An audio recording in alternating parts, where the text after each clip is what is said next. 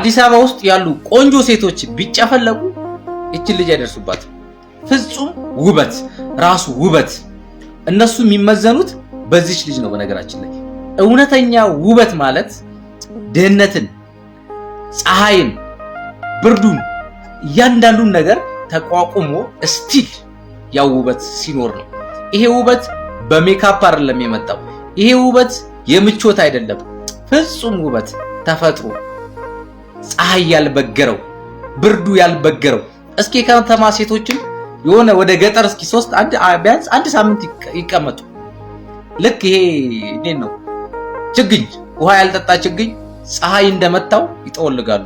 ይሄ ውበት ግን ዘመን የማይበግረው ማግኘትን፣ ድህነትን፣ ፀሐይን ያንዳንዱን ነገር ተቋቁሞ ስቲል ቆንጆ። ኧረ በስመ አብ የምር በጣም ነው የምታምረው። ውበት ማለት ይሄ ነው። በቃ ይሄ ተፈጥሮ፣ ይሄ ናቹራል ቢዩቲ።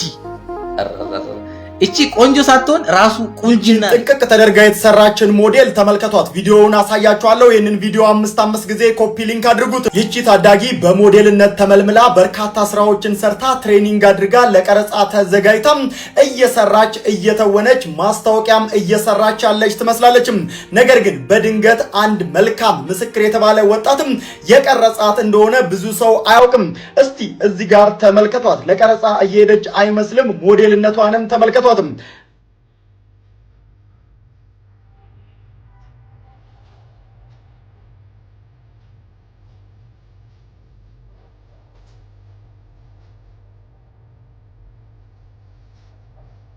ምስክር ከበደ ይሄንን ፎቶና ይሄንን ቪዲዮ እንግዲህ አጋርቶናል ማለት ነው። በጣም ነው የምናመሰግነው። ኤልሳቤት ደስታ ትባላለች። በድንገት አያት ቀረጻትም። እቺን ልጅ ደግሞ አሁን ላይ ትልቅ ደረጃ የማድረስ ኃላፊነት የኛ ይሆናል ማለት ነው። እዚህ ሚዲያ ላይ እሷን የት ማግኘት እንደሚቻል ምስክርም ያግዘናል ብዬ አስባለሁ። እቺን ልጅ ሞዴሊንግ ትምህርት ቤቶች ወስደዋት አሰልጥነዋት የተለያዩ ማስታወቂያዎችንም እናሰራታለን። ስለዚህ አፋልጉን። የዚች ልጅ ውበት አይኖቹ አይደሉም፣ ከአይኖቿ መሃል የሚወጡ ውብ ብርሃናቶች እንጂ። የዚች ልጅ ውበት ጥርሶቿ አይደሉም፣ ከጥርሶቿ መሃል የሚወጣ ያ ውብ ፈገግታ ነው። የሰዓሊ ብሩሽ የማይደርስበት ውብ የፈጣሪ ጥበብ። ታዲያ የትኛው ሰዓሊ ነው እስኪ የዚች ልጅ ውበት መሳል የሚችለው? አይኖቿን ሊስሉ ይችላሉ፣ ግን ከአይኖቿ መሃል የሚወጡ ብርሃናቶችን መሳል አይችሉም። ጥርሶቿን መሳል ይችላሉ፣ ከጥርሷ መሃል የሚወጣ ያንን ውብ ፈገግታ ግን መሳል አይችሉም። ውበት ዋው! የፈጣሪ ጥበብ ዋው! ይቺ ልጅ ምን ያህል ቆንጆ ነች! እስኪ ሁላችሁም ከ10 ሬት አድርጓት።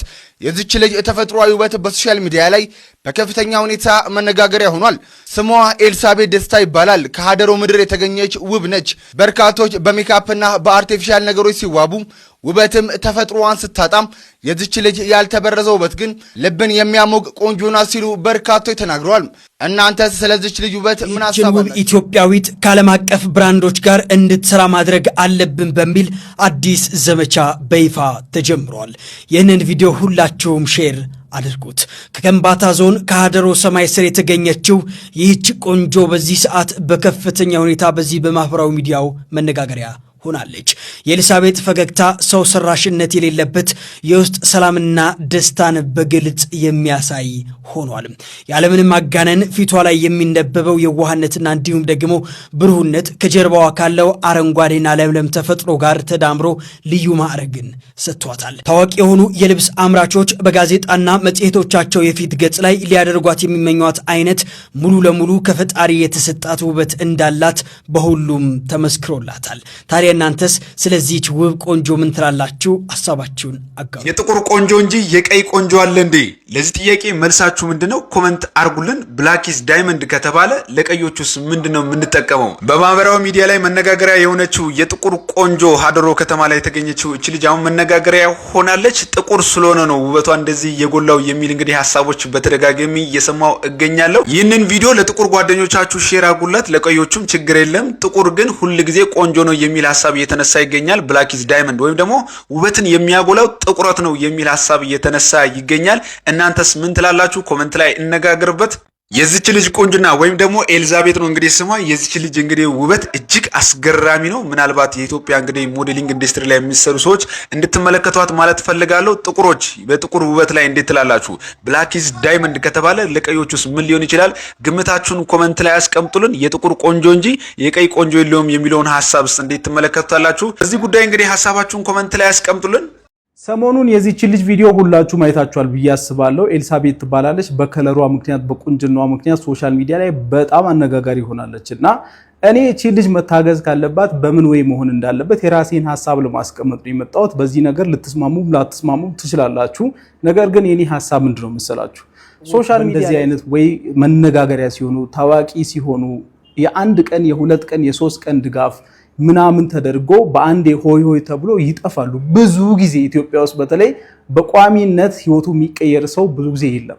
እግዚአብሔር ነው እንደዚህ አይነት ቻንስ የሚያመጣው። እግዚአብሔር ነው ያንን ልጅ ልቡን አነሳስቶ ያቺን ልጅ እንዲቀርጻት ያደረገው እግዚአብሔር ነው። በዚህ አጋጣሚ የቀረጽካት ልጅ በጣም ቴንኪዩ እና ህይወቷን ሊቀየር ይችላል። እቺ ልጅ በምን አይነት መልኩ ራሷን ችላ በሁለት እግሯ እንድትቆም ከተደረገ ብቻ እንዴት ነው ራሷን ችላ ልትቆም ይችላል? አሁን በቁንጅናዋ በውበቷ ምክንያት አይደል መነጋገሪያ የሆነችው።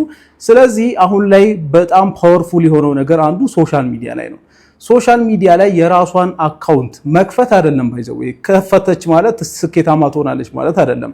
በትክክል ጥሩ ፐርሰናል ብራንድ እንዴት ነው የሚገነባው እና ማስታወቂያ እንዴት ነው መስራት ያለባት፣ ስንት ብር ነው ማስከፈል ያለባት፣ ዲል እንዴት ነው የሚደረገው እና ሶሻል ሚዲያ ላይ እንዴት ነው የሚሰራው የሚለው ነገር በደንብ አንደርስታንድ የምታደርግ ከሆነና ራሷ ቢያንስ ራሷ ባትሰራ ራሱ አጠገቧ ይሄን ነገር የሚረዳ ሰው አብሯት የሚሰራ ከሆነ እቺ ልጅ በጣም ህይወቷ ሊቀየር ይችላል። ለምን ሶሻል ሚዲያ ላይ ብዙ ጊዜ እንደዚህ አይነት ሰዎች ሲረዱ የተረዱት ሰዎች ሳይሆኑ የረዱት እነዚህ ጊቫዌይ የሰጡ ሰዎች ናቸው ይበልጥ የሚያድጉት። ለምን በቃ ሁሌ ቋሚ ሰዎች አሉ ሶሻል ሚዲያ ላይ ሰዎች ይመጣሉ፣ ይረዷቸዋል፣ ያልፋሉ። እነሱ ግን እያደጉ የሚረዷቸው ሰዎች ማለት ነው።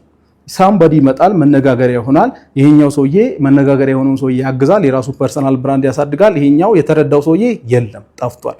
ሁሌ እንደዚህ አይነት ትሬንድ ነው ኢትዮጵያ ውስጥ የሚበዛውና በሁለት እግሯ እንድትቆም እኔንም አግዛት ካላችሁኝ እንዴት ሶሻል ሚዲያ ላይ መስራት እንደምትችል እኔም ለማገዝ ዝግጁ ነኝ። ሌላም ስራ እድል ካለ በቋሚነት ሊያግዛት የሚችል ነገር ካለ ባካችሁ ሐሳባችሁን አስቀምጡልኝ። ስለዚህ በዚህ ወይ ቢሆን አሪፍ ነው ብዬ አስባለሁ። ያው የተወሰኑ ገንዘቦች እንደዚህ አይነት ጊቫዌዎች ይቅሩ ማለት አይደለም። 100,000 ብር አንድ ስልክ ምናምን ሊሰጣት ጊቫዌ የሚሉ ሰዎች አሁን ይመጣሉና ይቅር ማለት አይደለም። ስጧት፣ እግዚአብሔር ይስጣችሁ። ነገር ግን በቋሚነት ህይወቷ ሊቀየር የሚችለው ራሷ በሁለት እግሯ ስትቆም ብቻ ነው። እና ፊልትር ብዙዎችን ኮንፊደንስ ገሎ በቀበረበት በዚህ ዘመን እንደ ፀሐይ ፍክት ብላ እንደ ጨረቃ ድምቃ በጥቁረት ውስጥ አይኖቿና ጥርሶቿ አንዳች ልብን የሚያቀልጥ ነገር አለ። ይህች የወርቅ ፍልቃቂ ከየት ነች?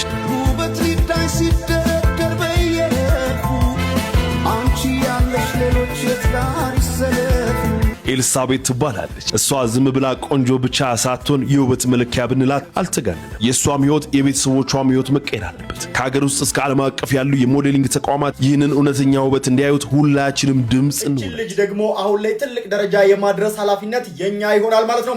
እዚህ ሚዲያ ላይ እሷን የት ማግኘት እንደሚቻል ምስክርም ያግዘናል ብዬ አስባለሁ። እቺ ልጅ ሞዴሊንግ ትምህርት ቤቶች ወስደዋት አሰልጥነዋት የተለያዩ ማስታወቂያዎችንም እናሰራታለን። ስለዚህ አፋልጉን።